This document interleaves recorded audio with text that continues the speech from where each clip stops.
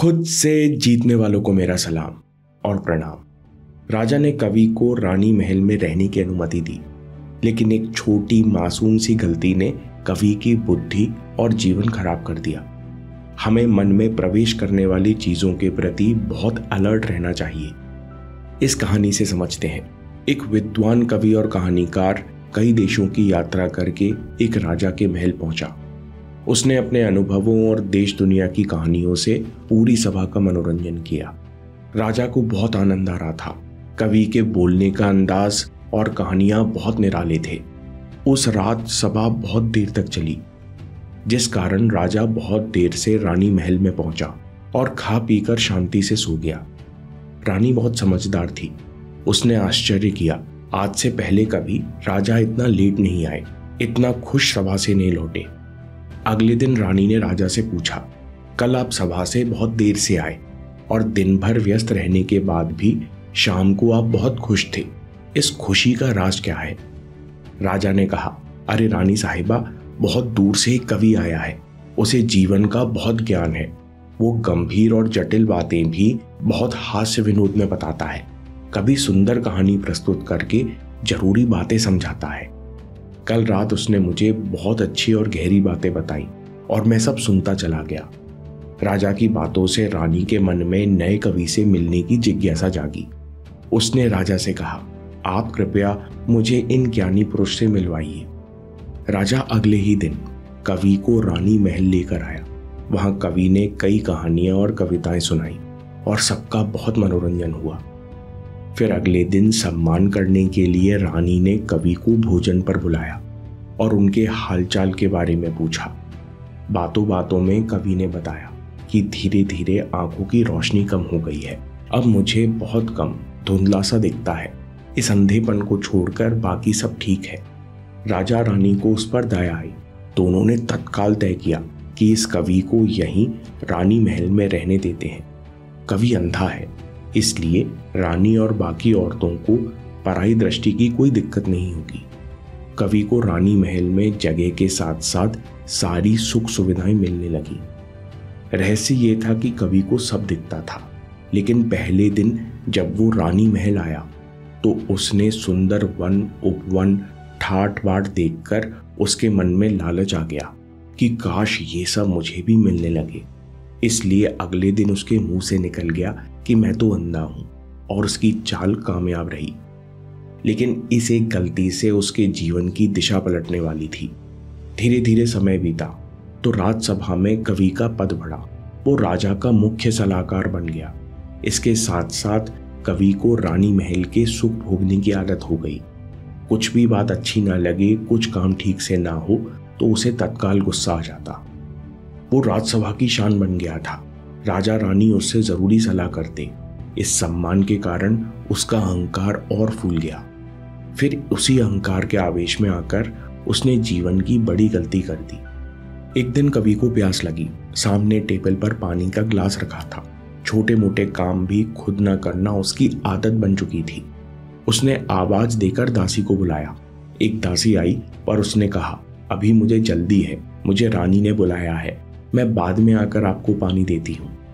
कवि ने कहा, अरे 1 मिनट की बात है, मुझे पानी दे दो। नौकरानी ने कहा, यहाँ पानी नहीं है, मुझे दूर से लाना होगा, मैं बाद में आऊंगी। कवि ने कहा, हर दिन कोई ना कोई यहाँ पानी रख जाता है, तो मुझे जल्दी से पानी दे दो। लेकिन नौकरानी भी उद्दंड थी। उसने कहा, इस कमरे में पानी नहीं है। अचानक कवि को गुस्सा आ गया। उसने कहा, तुम्हारी इतनी हिम्मत, तुम जानती हो मैं कौन हूं, तुम मुझसे झूठ बोलती हो। ये सामने टेबल पर पानी का लोटा रखा है, क्या तुम्हें दिखता नहीं? ये सुनकर दासी की काया थर्रा उठी।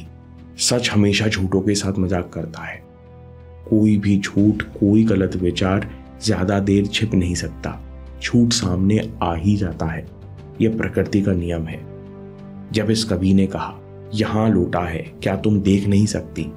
नौकरानी तुरंत रानी के पास भागी और कवि का राज खोल दिया। वह आदमी अंधा नहीं है, वह एक शातिर आदमी है, हम पर गलत नजर रखता है। राजा के पास खबर पहुंची तो राजा ने तत्काल उसे महल से ही नहीं बल्कि देश से भी निकालने का आदेश दिया। कवि राजा से विनती करता रहा, राजा साहब, मैं सच में अंधा हूँ, मुझे बस थोड़ा बहुत दिखता है, कुछ गलतफहमी है। पर राजा ने एक न सुनी। निकाले जाने के 3 दिन बाद वो कवि सच में अंधा हो गया। कहानी में कवि का अंधा होना क्या दर्शाता है? मन की अशांति और जीवन का नष्ट हो जाना। ये सब हुआ कैसे, आइए देखते हैं। दोस्तों, ये इक्वेशन हमें श्रीमद् भगवत गीता में मिलती है। बुद्धि के पतन 7 स्टेप्स में।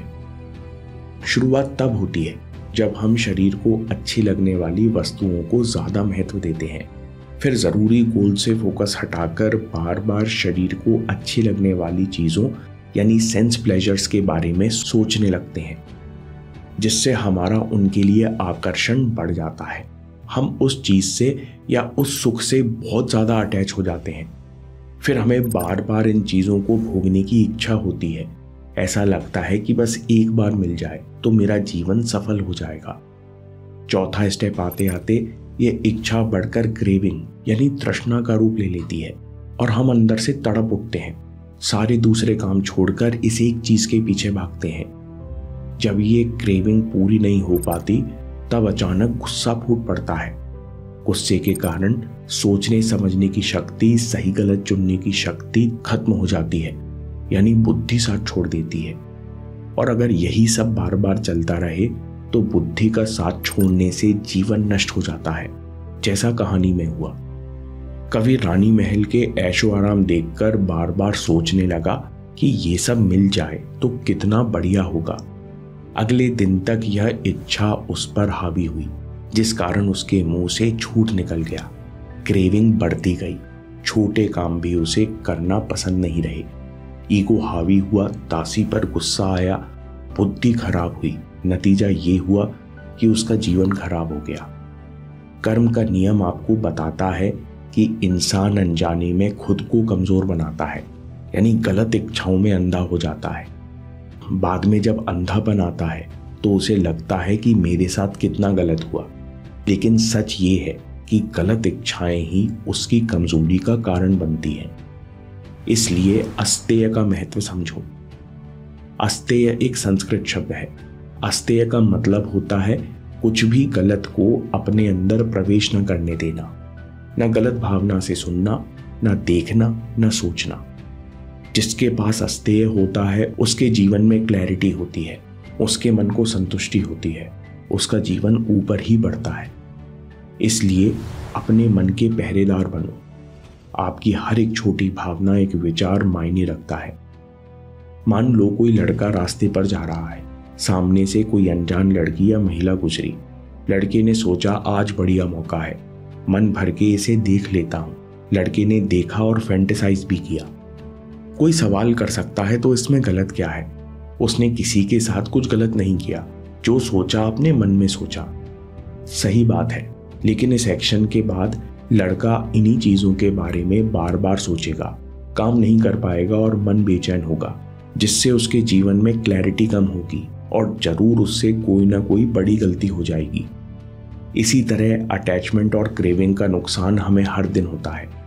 हम इतिहास के पन्ने पलटे तो पाएंगे कि जितने भी महान लोग हुए हैं, इन सब के जीवन में इंद्रिय सुख के प्रति लगाव कम होता गया, इसलिए ये अपने जीवन के महानतम लक्ष्य पर फोकस कर सके। स्वामी विवेकानंद कहते हैं, हमें अपनी अनियंत्रित इच्छाओं को जीतना है, क्योंकि ये अनियंत्रित इच्छाएं ही सभी दुखों का कारण है। इसलिए सबसे पहले मजे की चर्चा करना बंद करो। सबसे पहले शरीर को जो छोटी छोटी चीजों में मजा आता है, यानी सेंस प्लेजर्स को याद करना और उनका डिस्कशन करना बंद करो। ये बातें कहने से बचो कि वो परफ्यूम बहुत अच्छी है, उस दुकान का बर्गर बहुत अच्छा है, वो मूवी बहुत अच्छी थी, वो एक्ट्रेस कितनी सुंदर है। सबसे पहले ऐसे डिस्कशन करना बंद करो। सुखों को याद कर करके इन चीजों के प्रति मन का अटैचमेंट बढ़ता है। जब काम करने की बारी आती है, जब करियर पर ध्यान देने की बारी आती है, तो मन बार बार सेंस प्लेजर्स के पीछे भागता है और कीमती समय बर्बाद हो जाता है। दोस्तों, सफल लोग और बाकियों में क्या अंतर होता है, वो बाकियों से क्या अलग करते हैं, इस वीडियो से सीखिए 5 क्वालिटीज जो आपको विपरीत परिस्थितियों में भी गोल पर फोकस करना सिखाएगी। अभी देखिए या बाद के लिए सेव कर लीजिए। आपके समय से कोई वीडियो, कोई ऐप, कोई न्यूज़ कीमती नहीं है। मैं काम के किस्से लाता रहूंगा। हम जीतेंगे।